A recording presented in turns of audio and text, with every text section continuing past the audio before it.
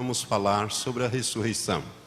É o dia próprio, porque hoje nós estamos comemorando, né? Ele vive como se não houvesse nenhum juízo sobre ele.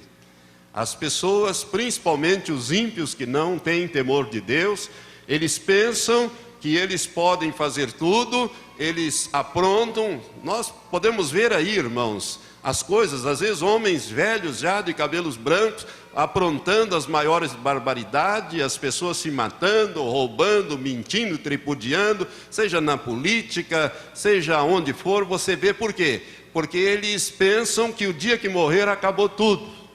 Mas a ressurreição de Cristo, presta bem atenção nisso, ela é importante porque ela é a prova da futura, do juízo futuro sobre os ímpios. Vamos ver Atos. Nós estamos no livro de Atos, capítulo 17.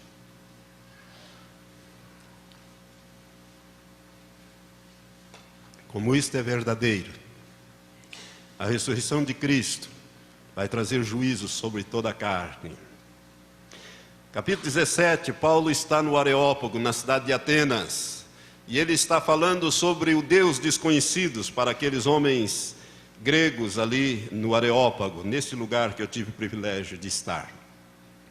E ali no versículo 30 e 31, Paulo diz assim, e esta palavra é importante: mas Deus, não levando em conta os tempos da ignorância, manda agora que todos os homens em todo lugar se arrependam, porquanto determinou um dia em que com justiça há de julgar o mundo, por meio do varão que para isso ordenou, e disso tem dado certeza a todos, ressuscitando-o dentre os mortos. A ressurreição de Jesus é uma prova inequívoca de que todo o homem será julgado, desde o primeiro ao último, diante da face de nosso Senhor Jesus Cristo. É o julgamento do grande trono branco. Portanto, não se engane, meu amigo e meu irmão. Tudo que o homem fizer, ele vai ter que dar conta no dia do juízo. Por isso, irmãos, o princípio da sabedoria é o temor a Deus. É saber de que se você fizer um dia, você vai ser julgado por aquilo. Você vai ter que dar conta daquilo. Você vai ter que prestar conta a alguém. Não adianta você fazer em oculto, porque Deus conhece todas as coisas e Ele ressuscitou a Jesus para nos dar a certeza de que haverá um julgamento. Haverá um julgamento. Então, a ressurreição de Cristo é importante, porque ela é a prova do juízo vindouro sobre os ímpios. E, um pouco mais adiante, Paulo escrevendo ao seu filho na fé, Timóteo, em 2 Timóteo, na segunda carta a Timóteo, no capítulo 4, o apóstolo, ele exorta ao jovem pastor Timóteo, dizendo-lhe: conjuro-te diante de Deus e de Cristo Jesus, que há de julgar os vivos e os mortos, pela sua vinda e pelo seu reino. Ou seja, Jesus, ele vai julgar os vivos e os mortos, quando ele vier, segunda vez, e estabelecer o seu reino, pela sua vinda e pelo seu reino. Ao estabelecer o reino de Deus aqui na terra, nós seremos julgados. Nós, os cristãos, os nascidos de novo, vamos ser julgados antes. Nós vamos comparecer diante do tribunal de Cristo, que está em 2 Coríntios capítulo 5, que eu não vou abordar agora. Mas todos os seres humanos serão julgados. Portanto, a ressurreição de Cristo garante que o ímpio não ficará impune. Ele um dia será julgado e, de acordo com aquilo que ele tiver praticado, ele será sentenciado e a sua pena será executada num lugar que arde com fogo e enxofre eternamente. E de lá não há apelação e não há saída. A ressurreição de Cristo, irmãos, ela é importante. Hoje nós estamos comemorando este dia. Ela é importante também porque, em quinto lugar, ela nos garante, ou garante ao salvo, a sua futura herança. Você sabia disso? A sua futura herança nos céus é garantida pela ressurreição de Jesus. Por isso que a ressurreição de Jesus é importante para aquele que é salvo. Vamos um pouquinho mais adiante aqui, primeira carta de Pedro, primeira epístola de Pedro, você vai encontrar um pouquinho mais para frente. Depois de Hebreus vem Tiago, aí vem a primeira epístola de Pedro, no capítulo 1, versículos 3 e 4, nós lemos assim: Bendito seja o Deus e Pai de nosso Senhor Jesus Cristo, que segundo a sua grande misericórdia nos regenerou para uma viva esperança, pela ressurreição de Jesus Cristo dentre os mortos, para uma herança incorruptível, incontaminável e imarcessível, reservada nos céus para vós. Aqui está. Pela ressurreição de Cristo, nós temos garantido a nossa futura herança no céu. Qual é a nossa futura herança no céu através da ressurreição de Jesus Cristo? Uma herança incorruptível. O que significa isso? Que não se deteriora com o tempo, que não se gasta, eterna. É uma herança eterna. É uma vida eterna, uma qualidade de vida eterna, um gozo eterno. Portanto, ela é incorruptível no sentido de não ser deteriorável. Ela também é incontaminável, ou seja, não tem nenhuma contaminação de pecado, de coisa dessa natureza. É uma herança incontaminável e imarcessível, que significa que ela não murcha. Ela não vai perder o seu brilho, a sua glória, seu resplendor. Irmãos, nós vamos morar no céu, na casa de Deus, e ali a Bíblia diz que é de glória em glória, de revelação em revelação. É uma coisa gloriosa. Por isso que o apóstolo diz: nem olhos viram, nem ouvidos ouviram, e nem que sequer subiu no coração do homem o que Deus tem preparado para aqueles que o amam. E a ressurreição de Cristo nos garante isto. É a nossa herança. Se Ele não tivesse ressuscitado, nós não teríamos nada disso. Nós não teríamos nem a nossa ressurreição, que dirá um lugar como esse, para viver eternamente com Ele. Por isso é importante nós compreendermos, né, a ressurreição de Cristo e a importância da sua ressurreição. E em sexto lugar, a ressurreição de Cristo, ela é sumamente importante para nós, porque ela garante a nossa vitória sobre Satanás e sobre o pecado. Lucas capítulo 10, a partir do versículo 17, é um texto que nós citamos até de cor muitas vezes, usamos na batalha todos os dias, nos baseamos nessa escritura.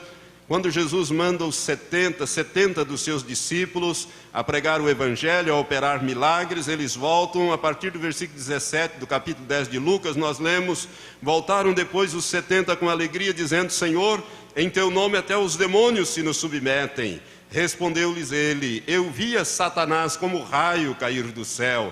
Eis que vos dei autoridade ou poder para pisar serpentes e escorpiões, que são símbolos de demônios poderosos, principados e potestades. Eis que vos dei autoridade para pisar serpentes e escorpiões e sobre todo o poder do inimigo, e nada vos fará dano algum. Contudo, não vos alegreis, porque se vos submetem os espíritos, alegrai-vos antes por estarem os vossos nomes escritos nos céus. Aleluias. Irmãos, a ressurreição de Cristo nos garante a nossa vitória sobre Satanás. Garante que Satanás não poderá retalhar contra nós, isto é, por nós exercermos a autoridade que há no nome de Jesus, que é direito nosso, é herança nossa, contra ele e contra as obras dele, para desfazer as obras dele, para amarrar os demônios. Ele, se você faz isso com fé, com autoridade, ele não pode retalhar. Jesus nos deu poder e autoridade para pisar a cabeça dos demônios e do próprio reino de Satanás, e nada nos fará dano algum. Mas Jesus disse: olha, a maior alegria de vocês é porque vocês têm os nomes escritos no céu. Você tem o seu nome escrito nos céus? A ressurreição de Cristo nos garante essa autoridade. Autoridade sobre Satanás e sobre os demônios. E sobre tudo o que o diabo faz e o que os demônios fazem. Irmãos, é a nossa herança. E nós temos que exercer essa autoridade. Porque a cabeça, que é Cristo, está no céu, mas o corpo está na terra, e quem pisa é o corpo. Ninguém pisa com a cabeça, não é verdade? Não se pisa, pisa-se com os pés. Os pés estão no corpo, o corpo de Cristo é a igreja, é para pisar as obras de Satanás, é para desfazer. Temos que exercer essa autoridade. Se o seu nome está escrito no livro da vida, não aceita as obras do diabo na sua vida, nem na sua família, nem nos seus negócios, e nem das pessoas que se acercam de você pedindo ajuda. Exerça a autoridade, faça como o Senhor fazia, faça como os discípulos fizeram, e nós temos que fazer, porque nós temos garantido isto através da ressurreição do Senhor. Satanás sabe que ele já está derrotado. Ele sabe. Por isso aqueles demônios que estavam naquele homem endemoniados disseram aos filhos de Seva: Jesus conheço e sei quem é Paulo. Ele sabe quem é Jesus, ele conhece a Jesus e sabe quando nós exercemos a autoridade com fé, com determinação contra ele e as suas obras. Por isso, a ressurreição de Cristo é importante, porque ela nos garante a vitória sobre Satanás, mas também nos garante a vitória sobre o pecado. Vamos ver em Romanos, vamos voltar em Romanos capítulo 6. É muito importante esse texto, eu gostaria que você prestasse muita atenção nessa leitura, porque nós não temos que ser servos do pecado, não, irmãos. A ressurreição de Cristo nos garante vitória sobre o pecado. Capítulo 6 de Romanos, a partir do versículo 8 até o versículo 14, nós lemos assim: Ora, se já morremos com Cristo, cremos que também com Ele viveremos, sabendo que, tendo Cristo ressurgido dentre os mortos, já não morre mais, a morte não mais tem domínio sobre Ele. Pois quanto a ter morrido, de uma vez por todas morreu para o pecado, mas quanto a viver, vive para Deus. Assim, também vós considerai-vos como mortos para o pecado, mas vivos para Deus em Cristo Jesus. Não reine, portanto, o pecado em vosso corpo mortal, para obedecerdes às suas concupiscências ou cobiças. Nem tampouco apresenteis os vossos membros ao pecado como instrumentos de iniquidade, mas apresentai-vos a Deus como redivivos dentre os mortos, e os vossos membros a Deus como instrumentos de justiça. Pois o pecado não terá domínio sobre vós, porquanto não estáis debaixo da lei, mas debaixo da graça. Amém? Diga assim: o pecado não pode e não deve ter domínio sobre mim, porque não estou debaixo da lei do pecado. Pela ressurreição de Cristo, eu estou debaixo da graça de Deus. Amém. Irmãos, isso é valioso, isso é tremendo. O ímpio não tem isso não, o ímpio peca porque é da natureza dele, ele é servo do pecado, mas nós não. Cristo morreu e ressuscitou. Você pode pecar, como pode rejeitar o pecado. É por isso que a Bíblia fala acerca de Jesus e fala acerca de nós que fazemos uma união mística com Ele, que quando nós soubéssemos escolher o bem e rejeitar o mal, nós iríamos comer manteiga e mel. Não é o pão que o diabo amassou, não. É manteiga e mel. Está lá no livro de Isaías. A ressurreição de Cristo, irmãos, nos garante vitória sobre Satanás, os demônios e sobre o pecado que tão de perto nos rodeia. De sorte que é muito importante. E o sétimo e último ponto que eu gostaria de abordar.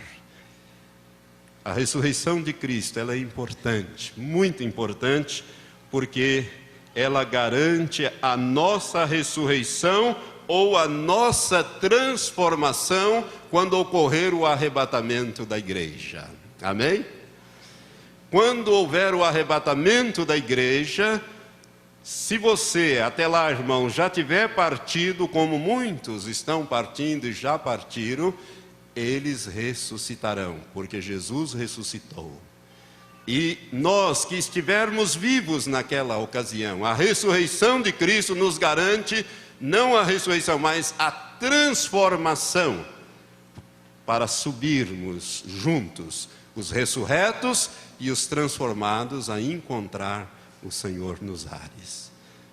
Os textos nós já lemos várias vezes, mas eu gosto muito de ler, eu quero ler outra vez. Vamos ler novamente esses textos. 1 Tessalonicenses, capítulo 4. O apóstolo Paulo, ao escrever à igreja em Tessalônica, ele fala acerca do arrebatamento da igreja e como esse arrebatamento se dará aqui visto da terra. Em 1 Tessalonicenses, capítulo 4, a partir do versículo 13 até o versículo 18, nós lemos esta escritura muito importante. Diz assim o apóstolo Paulo: não queremos, porém, irmãos, que sejais ignorantes acerca dos que já dormem, isto é, dos que já morreram, para que não vos entristeçais como os outros que não têm esperança. Porque se cremos que Jesus morreu e ressuscitou, assim também aos que dormem, Deus, mediante Jesus, os tornará a trazer juntamente com Ele. Dizemos-vos, pois, isto pela palavra do Senhor, que nós, os que ficarmos vivos para a vinda do Senhor, de modo algum precederemos os que já dormem. Porque o Senhor mesmo descerá do céu com um grande brado, e ouvida a voz do arcanjo, ao som da trombeta de Deus, os que morreram em Cristo ressuscitarão primeiro. Depois nós, os que ficarmos vivos, seremos arrebatados juntamente com eles nas nuvens, ao encontro do Senhor nos ares, e assim estaremos para sempre com o Senhor. Portanto, consolai-vos uns aos outros com estas palavras. É assim que será, irmão. Se você estiver vivo, se eu estiver vivo, se nós estivermos vivos, nós seremos transformados. E o texto que nos fala dessa transformação é 1 Coríntios, capítulo 15. Volte lá em 1 Coríntios, capítulo 15, versículos 50 até os 52. O apóstolo Paulo, então, aqui, ele nos dá uma luz maior, dizendo: mas digo isto, irmãos, que carne e sangue não pode herdar o reino de Deus, isto é, a vida física como nós a temos hoje, um corpo físico, carne e sangue, não pode herdar o reino de Deus, nem a corrupção herda a incorrupção. Eis aqui vos digo um mistério: nem todos dormiremos, isto é, nem todos morreremos, mas todos seremos transformados, no momento, num abrir e fechar de olhos, ao som da última trombeta. Porque a trombeta soará, e os mortos serão ressuscitados incorruptíveis, e nós seremos transformados. Aleluias.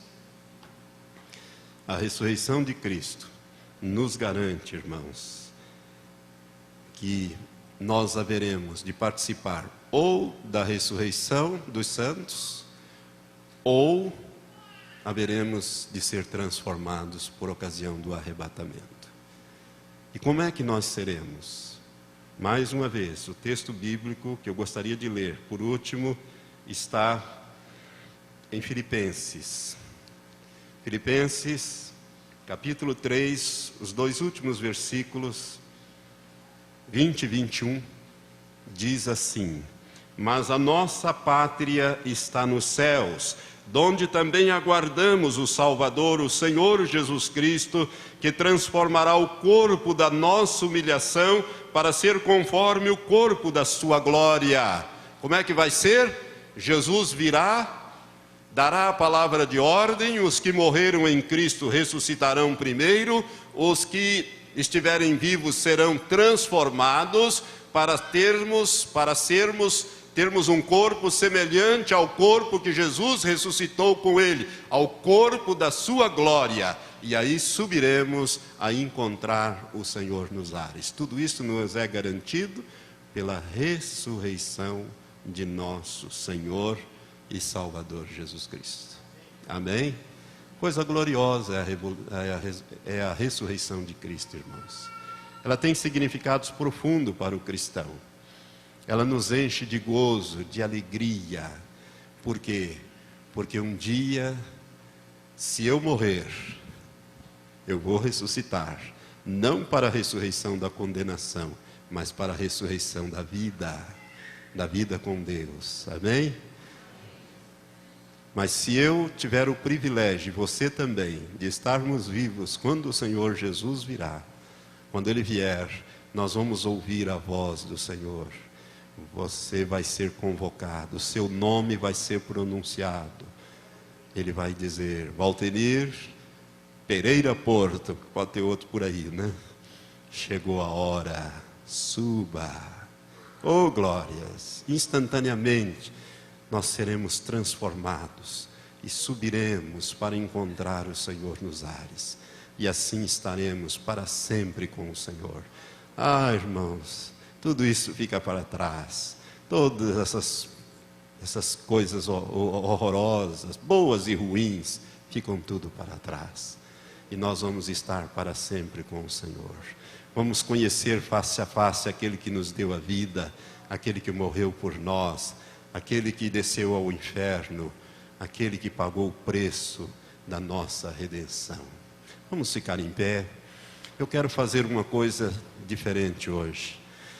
Eu não vou chamar o pastor Matias, mas vou chamar os irmãos do louvor para louvar a Deus. Pastor Matias não vai orar por você. Você vai louvar a Deus. Você ouviu acerca da ressurreição de Cristo, do significado da ressurreição.